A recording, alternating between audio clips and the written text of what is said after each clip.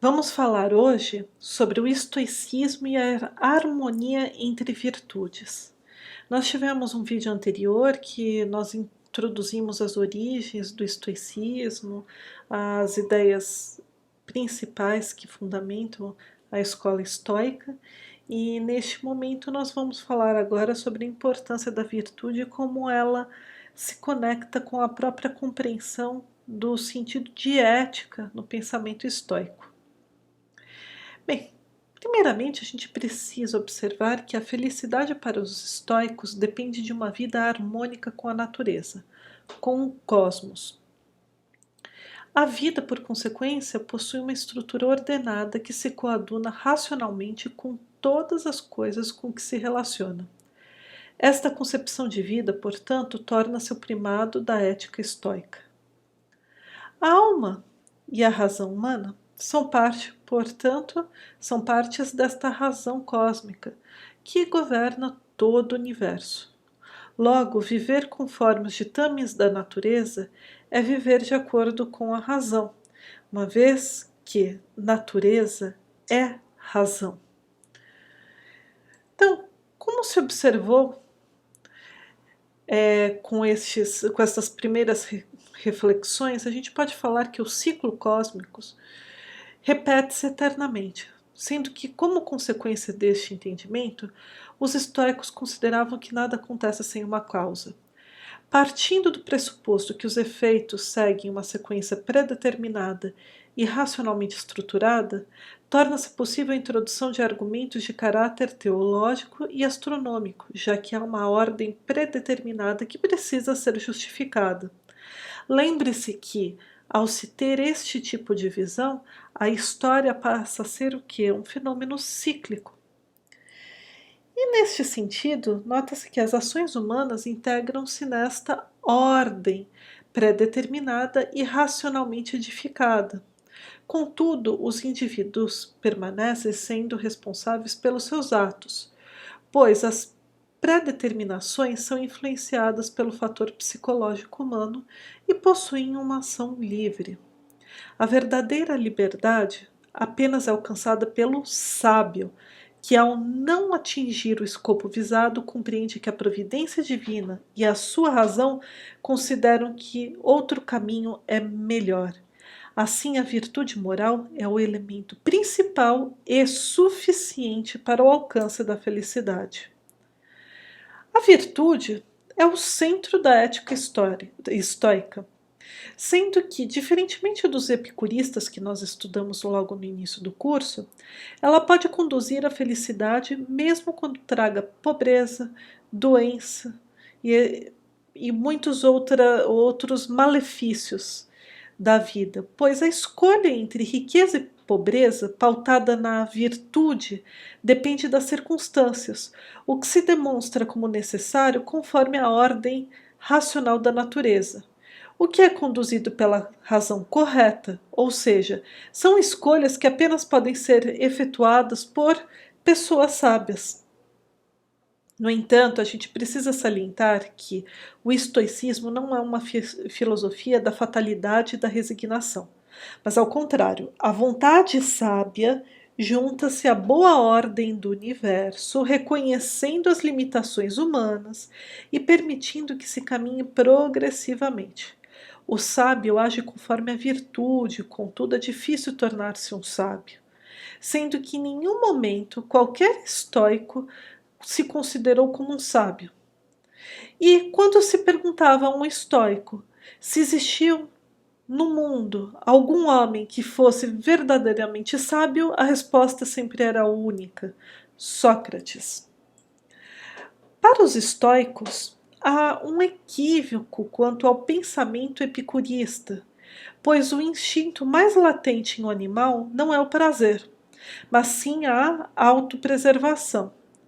Em decorrência deste instinto, a natureza cuida de atribuir a cada ser vivo coisas que são apropriadas e coisas inapropriadas para a preservação dos animais.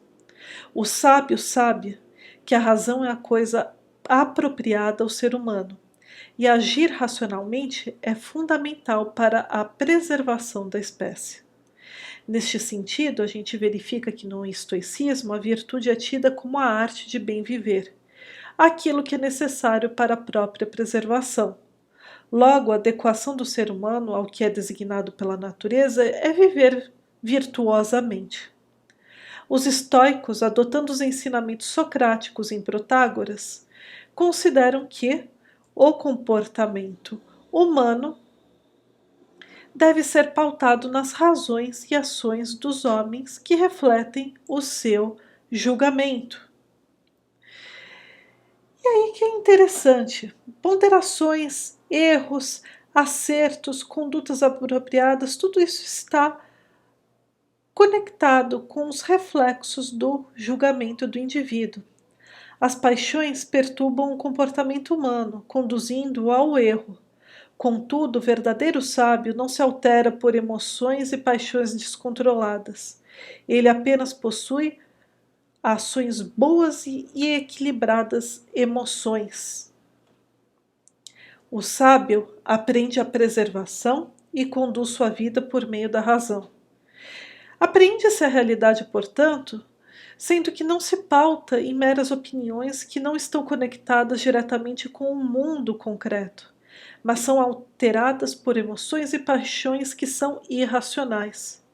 O julgamento, por consequência, deve ser necessariamente conduzido pela razão para ser correto e adequado à preservação. A teoria do Catecon é empregada para o sistema estoico concernente às ações apropriadas. Dessa maneira, encontra-se a harmonia cósmica com o comportamento humano, verificando-se o tom universal dado pelos estoicos para as relações entre os indivíduos pertencentes a uma mesma natureza.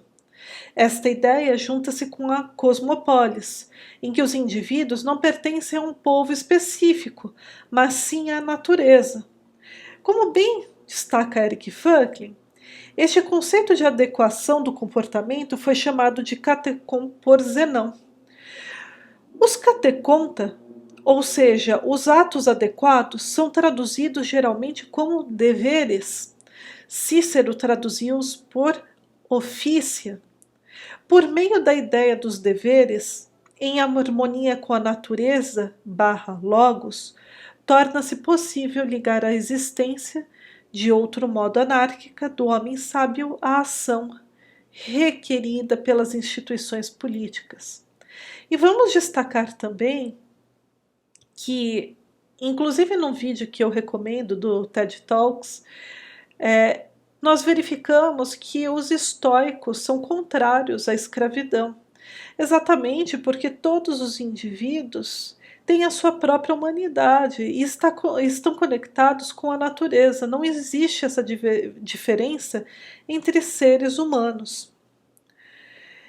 Assim, a ação propriamente dita possui uma justificativa racional. É a ação do sábio que estabelece o que são as condutas adequadas como estándares da razão. Não basta agir adequadamente, pois qualquer animal o pode fazer, mas os seres humanos devem agir conforme a razão condutora do seu comportamento.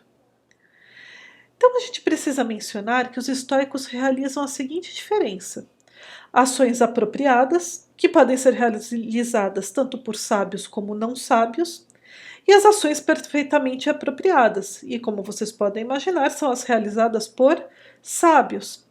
Além disso, para os estoicos, todas as ações dos não sábios, mesmo quando apropriadas e idênticas às condutas de um sábio, são tidas como erro, pois não estão perfeitamente justificadas pela razão, havendo vícios e emoções que podem conduzi-lo à conduta adequada, mas por justificativas não racionais.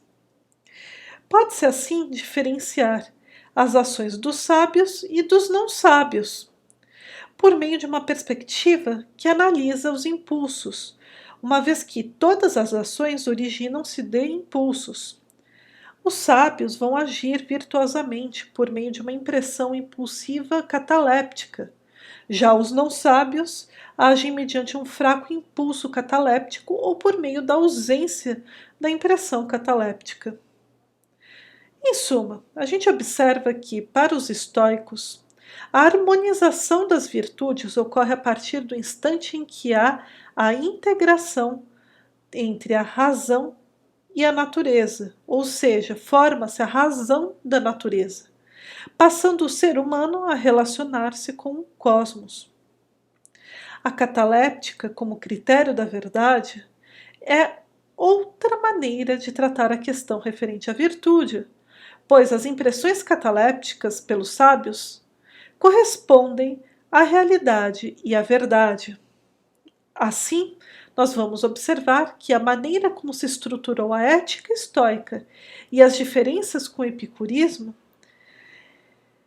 possuem um ponto de identidade, que é exatamente uma perspectiva mais individualista e universalizante. Então a gente verifica que, apesar de possuir muitas diferenças entre o estoicismo e o epicurismo, o ponto de coincidência, semelhança entre eles é exatamente essa base de cunho individualista e universalizante.